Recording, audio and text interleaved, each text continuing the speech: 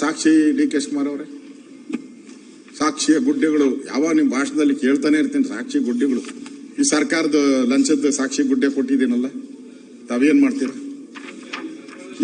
ಇದಾದ್ಮೇಲೆ ಇದಾದ್ಮೇಲೆ ಇನ್ನೂ ಇದೆ, ಕನ್ಸ್ಯೂಮರ್ ಕೋರ್ಟ್ಗೆ ಹೋಗ್ತಾನೆ ಅವನು.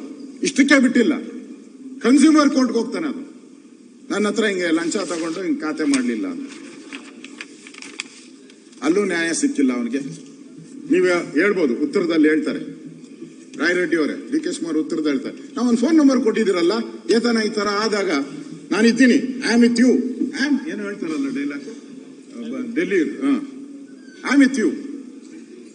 ಒಂದು ಹೆಲ್ಪ್ ಲೈನ್ ಐತೆ, I am with you help ಲೈನ್ಗೂ ಫೋನ್ ಹಾಕಿದ್ರೆ 4 ಸರಿ. Your call is attended, sent to concern officer, forwarded. ಇವರ phone, I am with you, no working.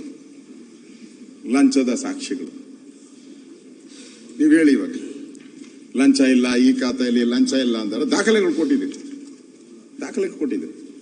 ಇದನ್ನ ನಾವು ಇಡೀ ರಾಜ್ಯದಲ್ಲಿ ಕೊಡ್ತೀನಿ. ನಾನು ಇಡೀ ರಾಜ್ಯದಲ್ಲಿ, ನಿಮ್ ಕನಕಪುರದಲ್ಲೂ ಐತೆ. ಕನಕಪುರದಲ್ಲಿ ಒಬ್ಬರು DC ಕನ್ವರ್ಟ್ ಮಾಡ್ಬಿಟ್ಟು ಸೈಟ್ ಮಾಡ್ಬಿಟ್ಟವನೆ, ನಿಮ್ ಏರಿಯಾದಲ್ಲೇ ಸೈಟ್ ಮಾಡ್ಬಿಟ್ಟಿದ್ದಾನೆ. ಒಂದು 10 ಎಕರೆ ಸೈಟ್ ಮಾಡ್ಬಿಟ್ಟಿದ್ದಾನೆ, ಮಾರಾಟನೂ ಮಾಡ್ಬಿಟ್ಟಿದ್ದಾನೆ. ಅವಾಗ DC ಕನ್ವರ್ಟ್ ಆಗಿ ಕಲ್ಲುಗಳು ಹಾಕಿ ಲೇಔಟ್ ಮಾಡಿ ಮಾರ್ಬಿಟ್ಟಿದ್ದಾನೆ. ಈಗ ಅದಕ್ಕೆ 1 ಲಕ್ಷ ರೂಪಾಯಿ ಈ ಖಾತಾಗೆ, 1 ಲ್ಯಾಕ್ ರುಪೀಸ್. ನಾನು ದೇವನಹಳ್ಳಿ ಕಡೆ ಕೇಳಿದೆ, ಏರ್ಪೋರ್ಟ್ ರೋಡು 50,000 ರೂಪಾಯಿ ಈ ಖಾತಾಗೆ.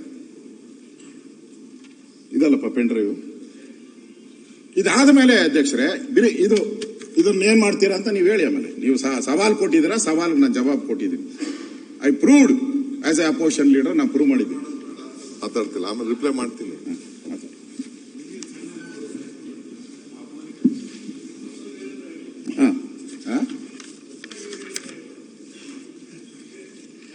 ಕೂತ್ಕೊಂಡ್ಬಿಡ್ತೀನಿ ಸರ್. ನಾನು ಹೊಸದಾಗಿ ಹೇಳ್ತಾ ಇಲ್ಲ, ಅವರು ಎಲ್ಲ ಹಳೆ ಕತೆ ಇವ್ರದು ಅಂತಾರೆ. ಕಾಂಗ್ರೆಸ್ ಏನ್ ಸರ್ ಇದು? ಅವ್ರದ್ದು ನಿಮ್ಮ ಅಧಿಕಾರ ಬಜೆಟ್ ಮಾತಾಡೋದಿಲ್ಲ. ಇಲ್ಲ, ನಾನು ಮಾತಾಡಿಲ್ಲ. ಬಜೆಟ್ ಅಲ್ಲಿ ಮಾತಾಡ್ತಿರಲ್ವಾ? ಅವರ ಅಧಿಕಾರ ಬಜೆಟ್ ಅಲ್ಲಿ ಮಾತಾಡ್ತಾರಿಲ್ವಾ? ಹೊಸಲ್ಲ ಈ ಖಾತೆ ಮಾಡೋದ್ರಲ್ಲಿ ಲಂಚ ನಿಮಗೆ ಬಜೆಟ್ ಅಲ್ಲಿ ಮಾತಾಡ್ತಿರಲ್ಲ, ಇಲ್ಲಿ ಮುಗಿಬೇಕಲ್ಲ. ಹೊಸೇನಿಲ್ಲ. ಆಯ್ತು, ರಾಯರೆಡ್ಡಿ ಬೇಗ ಮುಗಿದ್ರೆ ಮಾತ್ರ ಚಾನ್ಸ್ ಸಿಗ್ತದೆ. ಇಲ್ಲಿ ಟೈಮ್ ಎಲ್ಲಿದೆ? ಪ್ರಕರಣ 2 ಇದ್ರ ಬಗ್ಗೆ ಶ್ರೀನಿವಾಸ್ ಏನಾಗಿದೆ ನಿಮ್ಗೆಲ್ಲ? ಅಲ್ಲಿ ಇವರೇ ಫೋನ್ ಪೇ ಬಗ್ಗೆ ಲಂಚದ ಕರ್ಮಕಾಂಡವನ್ನ ನಾನು ಹೇಳಿದ್ದೀನಿ. ಫೋನ್ ಪೇನಲ್ಲಿ ಇದು ನನ್ನ ಹತ್ರ ಇನ್ನೂ ಇದೆ ದಾಖಲೆಗಳು, ನಾನು ಕೊಡ್ತೀನಿ. ಎಲ್ಲೆಲ್ಲಿ ಫೋನ್ ಪೇಗಳು ಎಷ್ಟೆಷ್ಟು ದುಡ್ಡು ಆಗಿದೆ, ಬೇರೆ ಬೇರೆ ಜಿಲ್ಲೆಗಳದ್ದು ಅಂತ ಇದೆ. ಇನ್ನೊಂದು ಪ್ರಕರಣ ನಾನು ಕೊಡ್ತೀನಿ ನಿಮ್ಗೆ. ಇವರು ಅರಳ್ಳಿ ಹತ್ರ ಅಲ್ಲಿ ಯಾರು ಒಬ್ಬ ನಂಜುಂಡಪ್ಪ ಅಂತ ರಿಟೈರ್ಡ್ ಆಗಿದ್ದಾರೆ, ನಿವೃತ್ತ. ಅವರು ಅಲ್ಲಿರುವಂತ ಲೇಔಟ್ಗಳು ಮಾಡೋ ಅಂತವ್ರಿಗೆ, ಅವನು ಅಲ್ಲಿದ್ದ ಮೊದಲು ಕಾರ್ಪೊರೇಷನ್, ಈಗ ರಿಟೈರ್ಡ್ ಆಗಿದೆ. ಅವನು ಒಂದು ಆಫೀಸ್ ಮಾಡ್ಕೊಂಡವನೀಗ. ಎಲ್ಲ ಒಂದೊಂದು ಸೈಟ್ಗೆ ಸುಮಾರು 30,000 ರಿಂದ 40,000 ರೂಪಾಯಿ ಉಸೂಲಿ. ಆ ಉಸೂಲಿ ಮಾಡಿರೋ ರೆಕಾರ್ಡನ್ನು ಮಾಡಿದ್ದೀನಿ, ಎಷ್ಟೆಷ್ಟು ಕೇಳಿದಾನೆ, ಯಾರ್ಯಾರು ಕೊಡಬೇಕು ಅಂತ ಪೆನ್ ಡ್ರೈವ್ ಅಲ್ಲಿ ಇದೆ. ಅದನ್ನು ಕೊಡ್ತೀನಿ ನಿಮ್ಗೆ. ನಾನು ಸುಮ್ಮನೆ ಹಿಂಗ ತೋರಿಸ್ಬಿಟ್ಟು ಜಾಬಲ್ಲಿ ಐತೆ ಅಂತ ಹೇಳಲ್ಲ ನಾನು. ಇಲ್ಲಿಟ್ಟಿದ್ದೀನಿ ನಾನು. ಐತೆ, ನಾನು ಹೇಳಿದ್ದೀನಿ, ಇಲ್ಲೇ ಐತೆ. ನಿಮ್ಗೆ ಹೇಳಿದ್ದು, ನೀವ್ ಯಾವಾಗ ತೋರಿಸ್ತಾ ಇರ್ತೀರ ಅದಕ್ಕೆ ಹೇಳಿದ್ ನಾನು. ನೀವೇ ತೋರಿಸಿರೋದು, ಅದಕ್ಕೆ ಅವ್ರಿಗೆ ಹೇಳ್ತಾ ಇದ್ದೀನಿ ನಾನು. ಅವ್ರು ಯಾರಿಗೋ ತೋರ್ಸಕ್ ಹೋಗ್ತಾವ್ರೆ ಅದು.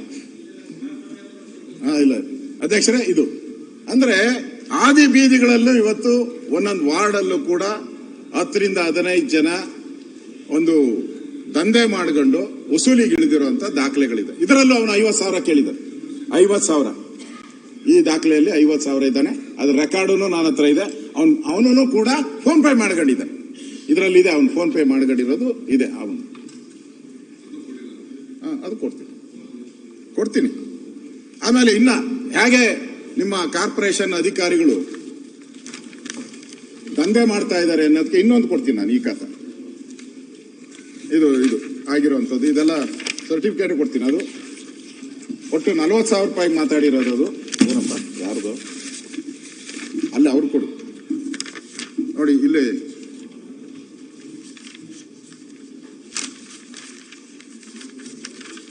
$40,000ಕ್ಕೆ ತಗೊಂಡಿರೋದು. ಇದು ಫೋನ್ ಪೇನೆ. 20,000 ಒಂದ್ಸರಿ, 40,000 ಒಂದ್ಸರಿ. ಹಾ, ಎಲ್ಲ ಫೋನ್, ಎಲ್ಲ ರೈಟ್ ಮಾರ್ಕ್ ಬಂದವೆ ನೋಡಿ. ಎಲ್ಲ ರೈಟ್. ಬ್ಯಾಂಕ್ ನಂಬರು ಎಲ್ಲ ಐತೆ ಇದ್ರಲ್ಲಿ. ನಾನೇನೋ ಇದ್ರಲ್ಲಿ ಮುಚ್ಚಿಡೋ ಪ್ರಶ್ನೆನೂ ಅಲ್ಲ ಇದು. ಈಗಾಗಲೇ ನಾನು ಹೇಳಿದ್ದೀನಿ.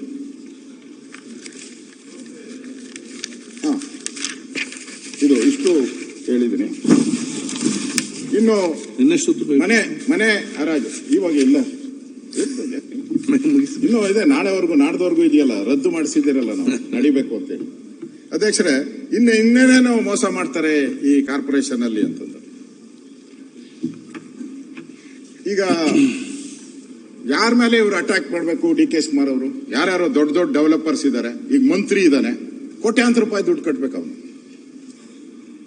ಕೋಟ್ಯಾಂತರ ರೂಪಾಯಿ. HMT ಫ್ಯಾಕ್ಟರಿ ಅವರು ಕೋಟ್ಯಾಂತರ ರೂಪಾಯಿ ದುಡ್ಡು ಕಟ್ಟಬೇಕು, ಟ್ಯಾಕ್ಸ್ ಕಟ್ಟೇ ಇಲ್ಲ 12 ವರ್ಷದಿಂದ. ಆ ತರದ್ದು ಒಂದು 1,000 ಕೋಟಿ ಇದೆ ಈಗ ಕಾರ್ಪೊರೇಷನ್ಗೆ ಬರಬೇಕು, 1,000 ಕೋಟಿ ಇದೆ. ಅವ್ರ ಮೇಲೆ ಹೋಗಲ್ಲ ಅವ್ರು ಹೋಗಲ್ಲ ನೋಡಿ. ಬಡವ್ರ ಮೇಲೆ ಪ್ರಹಾರ. ಇಲ್ಲೊಂದು ನೋಡಿ ಹೇಳ್ತೀನಿ, ಒಂದು ತೆರಿಗೆ ಪಾವತಿಗೆ ಹೇಳಿದ್ದಾರೆ.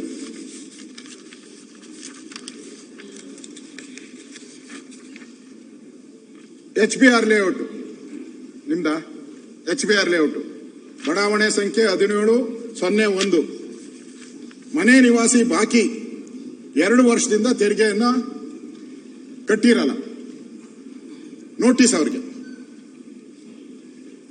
26 ಫೆಬ್ರವರಿ 3ನೇ ತಾರೀಕು ಅವರಿಗೆ ನೋಂದಾಯಿತ ಮೊಬೈಲ್ಗೆ BBMP ಮೆಸೇಜ್ ರವಾನೆ. BBMP ನಮ್ಮ ಅಧಿಕಾರಿಗಳು ಮೆಸೇಜ್ ಹಾಕ್ತಾರೆ, ನೀನು 2 ವರ್ಷದಿಂದ ಕಟ್ಟಿಲ್ಲ, ನೀನು ಟ್ಯಾಕ್ಸ್ ಕಟ್ಟಿಲ್ಲ, ಅದಕ್ಕೆ ನಿನ್ನ ಮನೆ ಹರಾಜ್ ಅಂತಾರೆ.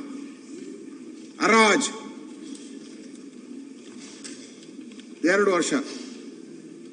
ನೀವು ಹಂಗಂತೀರ, ಅವರು ಮತ್ತೆ ನಮ್ಮ ರಾಯರೆಡ್ಡಿ ಅಂತಾರೆ 2 ವರ್ಷ ಕಟ್ಟಿಲ್ಲ ಅಂತ ಸುಮ್ಮನೆ ಬಿಟ್ಬಿಡ್ಬೇಕಾ ಅಂತೀರಾ ಅನ್ಗಂಡೆ ಅಂತ ಬಿಟ್ಬಿಡ್ಬೇಕಾ? ಮಾಡೋ ಸ್ಟ್ರಿಕ್ಟ್, ಒಂದ್ ದಿನಾನು ಬಿಡಲ್ಲ ಅಂತ ಅವ್ರ ಲೆಕ್ಕ. ಇದೇನಾಗಿದೆ ಅಂದ್ರೆ, ಈ ಖಾತಾ ಏನಾಗಿದೆ ಅವನಿಗೆ, ಇವ್ರ ತಂದೆ ಅವನಿಗೆ 3 ವರ್ಷದಿಂದ ಮಗನಿಗೆ ರಿಜಿಸ್ಟರ್ ಮಾಡಿಕೊಟ್ಬಿಟ್ಟಿದ್ದಾರೆ. ಮಗನಿಗೆ 3 ವರ್ಷದಿಂದ ರಿಜಿಸ್ಟರ್ ಮಾಡಿಕೊಟ್ಟಿದ್ದಾರೆ. ರಿಜಿಸ್ಟರ್ ಆದ್ಮೇಲೆ ಅವನ ಹೆಸರು ಖಾತಾನೂ ಆಗಿದೆ. ಆ ಖಾತಾ ಇದು ಎಕ್ಸ್ಟ್ರಾಕ್ಟಿವ್ ಇದೆ ನನ್ನ ಹತ್ರ ನೋಡಿ, ಇಲ್ಲೇ ಖಾತಾ ಇದೆ ಅವನ ಹೆಸರಲ್ಲಿ. ಯಾರು ಮಗನ ಹೆಸರು ಮಾಡಿಕೊಟ್ಟಿದ್ರೋ ಅವನ ಹೆಸರಲ್ಲಿ ಖಾತಾ ಇದೆ. ಅವನು ಎಲ್ಲ ಇದುವರೆಗೂ ಅಪ್ ಟು ಡೇಟ್ ಟ್ಯಾಕ್ಸ್ ಕಟ್ಟಿಬಿಟ್ಟಿದ್ದಾನೆ. ಅವನು 1 ವರ್ಷನೂ ಮಿಸ್ ಆಗಿಲ್ಲ. ಆದ್ರೆ ಅವನಿಗೆ ಅವ್ರ ಅಪ್ಪನಿಗೆ ಹೋಗೈತೆ ಮೆಸೇಜು, ಇನ್ನು ಮನೆ ಹರಾಜ್ ಅಂತ. ಅವ್ರಿಗೆ 80 ವರ್ಷ. ಏನು ಹಾರ್ಟ್ ಅಟ್ಯಾಕ್ ಆಗಿ ಸತ್ತೋಗ್ಬೇಕು ಅವರು?